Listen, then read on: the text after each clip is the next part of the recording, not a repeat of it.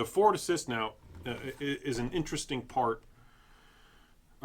because the original designer of the AR-15, Eugene Stoner, was quoted as saying he could never think of a time that anyone could use it, and just forcing a cartridge into the chamber after it had become partially stuck is a bad idea from a safety perspective.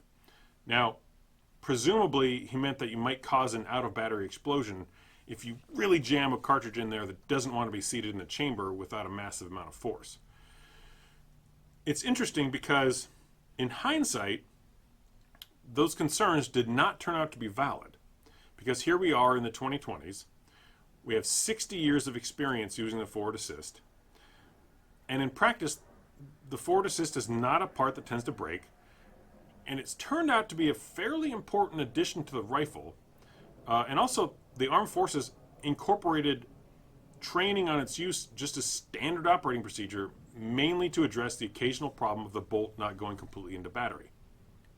Now, given that millions of soldiers have been using the forward assist for more than 6 decades, if the forward assist did create a safety issue, then we would hear about M16s blowing up all over the place, and we don't. Now, I suspect that the main reason the forward assist did not create a safety issue is that Eugene Stoner designed the AR-15 with some really significant margins of safety, particularly around preventing out-of-battery explosions. Now, what I'm about to discuss are fairly standard safety features that exist on other rifles, but it's worth reviewing. Anyway, so an out-of-battery explosion is where the cartridge is fired, but the bolt is not completely locked into the chamber. So the rapidly expanding gases might escape in other directions besides behind the bullet as it's going down the barrel. Basically, the gun blows up. It's actually extremely hard to get the AR-15 to fire a cartridge when the bolt is out of battery, and there's a few different ways that it does this. The first safety feature that prevents out-of-battery explosions is what's called a disconnector.